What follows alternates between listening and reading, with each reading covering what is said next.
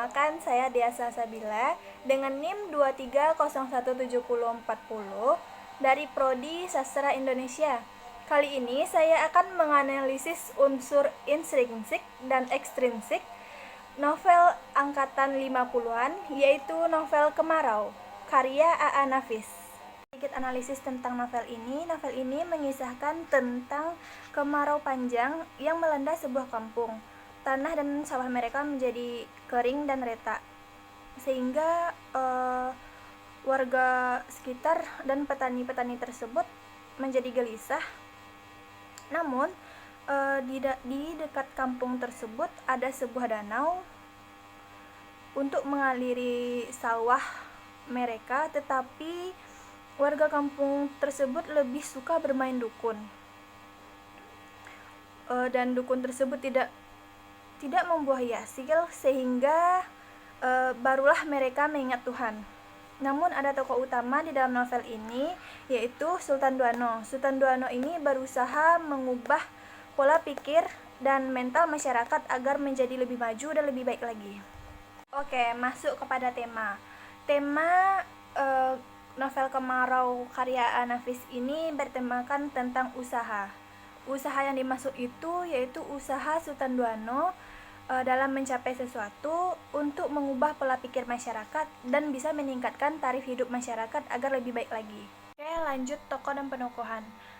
Di dalam novel ini terdapat tokoh utama yaitu Sultan Duano. Sultan Duano yaitu orangnya taat agama, rajin, bijaksana, berpendirian teguh untuk mengubah pola pikir masyarakat di kampung tersebut. Lanjut pada tokoh tambahan pada novel ini yaitu Wali Nagari. Wali Nagari merupakan seorang pemimpin di kampung tersebut yang memiliki sifat tegas, pemberani, berpikiran maju, dan juga seorang politikus. Tokoh tambahan yang kedua yaitu Sultan Caniago. Sultan Caniago merupakan seorang petani yang miskin yang memiliki istri dan 4 orang anak. Sultan Caniago ini memiliki sifat yang mudah putus asa, tidak punya pendirian, dan mempunyai pikiran pendek. Tokoh tambahan yang ketiga yaitu Acin. Acin seorang anak yang berumur 12 tahun yang memiliki sifat patuh, rasa ingin tahu tinggi, pintar, dan juga penurut. Tokoh tambahan keempat yaitu Gudam. Gudam adalah orang tuanya Acin. Dia merupakan seorang janda yang memiliki sifat tabah dan penyayang. Tokoh tambahan yang kelima yaitu Raja Bodi. Raja Bodi merupakan orang yang berpegang teguh pada adat dan juga memiliki pikiran yang pendek. Tambahan keenam yaitu Etek Sania. Etek Sania merupakan seorang janda yang memiliki anak satu. Dia juga memiliki watak yang licik, pendendam, dan juga pengadu domba. Apapun rela dibuatnya untuk bisa mendapatkan sesuatu yang diinginkannya. Dia juga merupakan tokoh antagonis di dalam novel Kemarau ini. Tokoh tambahan ketujuh yaitu Lembak Tua. Lembak Tua merupakan seorang petani yang memiliki sawah terluas di kampungnya. Dia juga termasuk orang yang sombong dan angkuh. Tambahan ke-8 yaitu Haji Tumbijo. Haji Tumbijo merupakan orang yang mengenal Sultan Duano dengan baik. Dia juga merupakan orang yang baik, bijaksana, dan juga pintar. Tokoh tambahan ke-9 yaitu Mangkuto. Mangkuto merupakan saudara laki-laki Segudam. Dia juga orang yang pelit, pengecut, dan tidak mau berkorban demi keluarganya. Tokoh tambahan selanjutnya yaitu Uwo Tinik. Uwo Tinik merupakan kusir yang menambangkan bendi Sultan Duano. Dia juga orang yang suka mangkir akan janjinya dan juga suka menjilat. Kali ini akan membahas latar. Dalam novel ini terdapat latar waktu, yaitu latar waktu pagi dan sore. Terdapat pada halaman 1. Yakninya, setiap pagi dan setiap sore para petani selalu memandang langit, ingin tahu apakah hujan akan turun ataupun tidak. Oke, latar waktu pada sore hari pada halaman 2 saya bacakan. Ia mulai dari subuh dan berhenti pada jam 9 pagi, lalu dimulainya lagi sesudah asar dan berhenti pada waktu maghrib hampir tiba. Oke, lanjut latar waktu di siang hari pada halaman 14, yaitu setelah matahari sepenuhnya muncul di puncak bukit, diturutnya Sultan Caniago ke rumahnya. Oke, terdapat juga latar tempat pada novel ini, yaitu di sawah Di sawah itu tempat Acin dan Sultan Duano mengaliri sawahnya menggunakan air yang diangkutnya dari danau. Di jalan, di sungai, di rumah, di lapau-lapau, dan juga di danau. Di danau itu tempat Sultan Duano dan Acin mengambil air untuk mengaliri sawahnya. Oke, baiklah. Selanjutnya latar suasana pada novel Kemarau karya Nafis ini terdapat suasana gugup, yaitu ketika Gudam bertanya kepada Acin kenapa bisa dapat badar yang banyak, dan ini percakapan itu terdapat pada halaman 47. Suasana senang yaitu ketika Acin ingin belajar sopir. Kalau Acin sudah bisa, akan Acin bawa bapak kemana pergi. Dut, dut, dut, katanya seraya berlari berputar-putar dengan tangannya pada kutipan halaman 52. Selanjutnya yaitu latar suasana marah, sedih, dan kecewa ketika Acin mengetahui Sultan Duano menaiki rumahnya melewati jendela.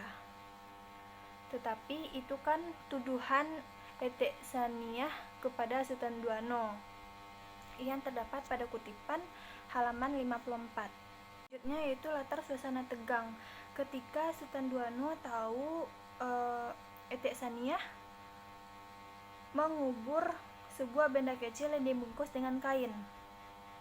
Apa maksudmu menanam ini? Kata Sultan Duano pada halaman 121. Oke, lanjut kita akan membahas alur.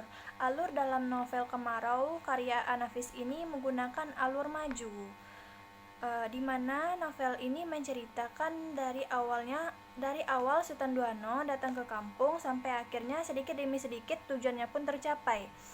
Awal mulanya dari musim kemarau yang panjang hingga sawah menjadi rusak dan tanah menjadi retak, semua petani mengeluh dan putus asa. Dan masyarakat kampung tersebut mengadakan lebih mempercayai dukun daripada Tuhannya, dan Sultan Duano lah yang berbuat lain, yaitu dia tetap sembahyang dan berdoa kepada Tuhan agar cepat diturunkan hujan. Masuk pada konflik, Sultan Duano berusaha membujuk masyarakat untuk mau berusaha mengangkut air dari danau ke sawah. Dia terus membujuk walaupun dia tidak membawakan hasil. Bahkan Sultan Duano juga dianggap sebagai orang gila dan aneh. Klimaksnya mulainya fitnah Saniyah kepada Gundam terhadap Sultan Duano, sehingga Sultan Duano diusir dari kampung tersebut dan Sultan Duano pergi ke kota Surabaya menemui anaknya. Karena ia mendapat surat dari anaknya yaitu Masri yang menyuruhnya untuk ke Surabaya.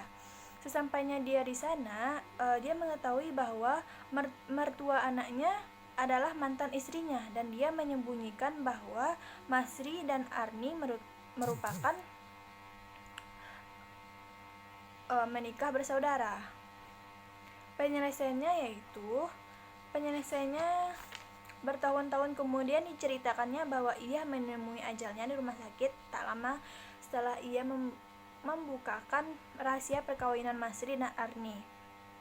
Ia meninggal dengan tenang. Masri dan Arni membuka buhul perkawinan mereka dengan keinsafan dan kesadaran sebagai umat Tuhan yang tawakal dan beriman. Arni menikah kemudian dengan anak Haji Tumbijo. Masri pun menikah dengan teman sekerjanya.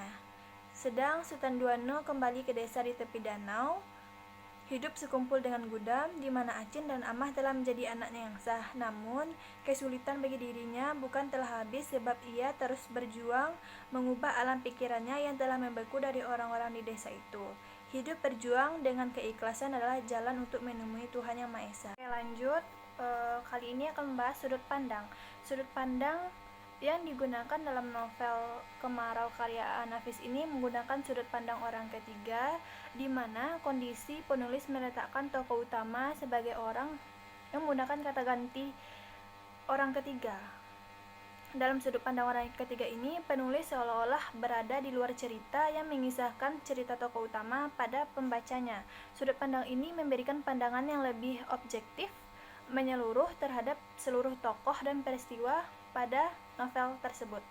Oke, lanjut gaya bahasa. Gaya bahasa yang digunakan dalam novel ini sangat menarik karena penulis menggunakan bahasa Minang yang merupakan bahasa daerahnya seperti Walinagari, Bedo, Sutan, Ete, Mingkuto, Rajo, dan lain-lain. Amanat dalam novel Kemarau.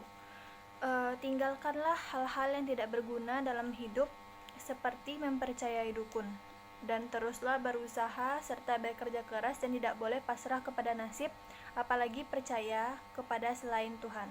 Amanat yang didapat dalam novel ini yaitu hidup berjuang dengan keikhlasan adalah jalan untuk menemui Tuhan Yang Maha Esa. Jadi intinya dalam hidup itu kita harus berjuang dengan keikhlasan agar mendapatkan ridho dari Allah.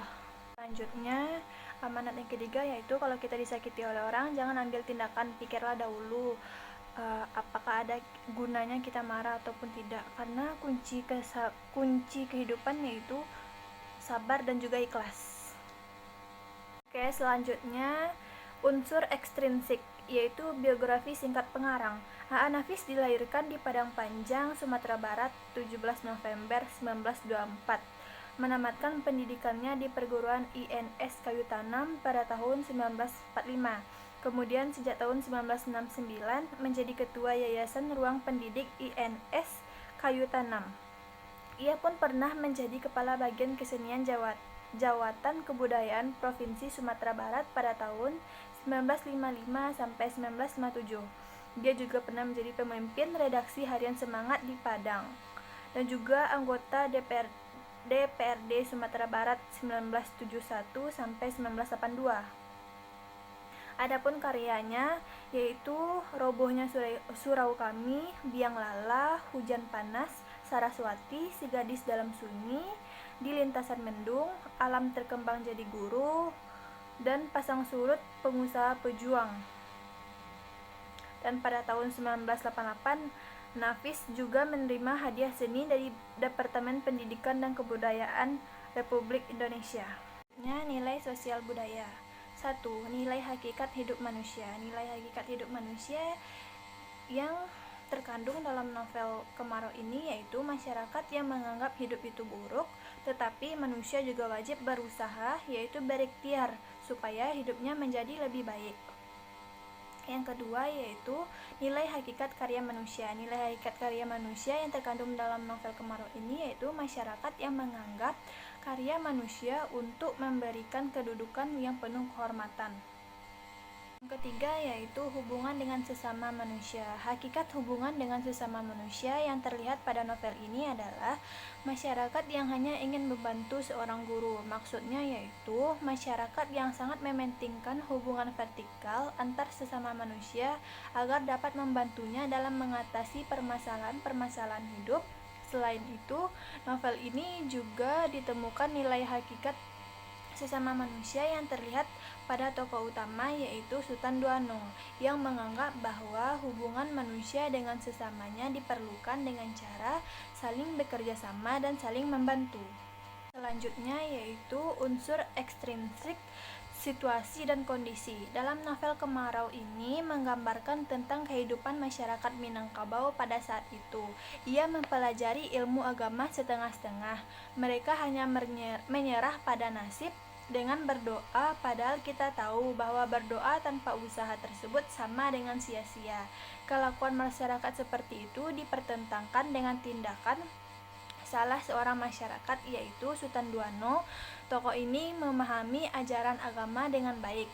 Sutan Duano ini tetap bekerja dengan sabar dan tekun untuk mengairi sawahnya. Walaupun musim kemarau, hal ini tentunya ditentang dan dicemooh oleh masyarakat sekitar. Namun, setelah dipikir-pikir dan melihat kesuksesan Sutan Duano, akhirnya masyarakat Minangkabau menjadi sadar dan menerima saran dari tersebut. Bahkan mereka menjalankan sarannya untuk mengairi sawah meskipun sedang musim kemarau. Nah, teman-teman, itulah unsur intrinsik dan ekstrinsik pada novel Kemarau karya A.A. Nafis. Semoga teman-teman bisa paham dan mengerti apa yang saya sampaikan. Terima kasih. Assalamualaikum warahmatullahi wabarakatuh.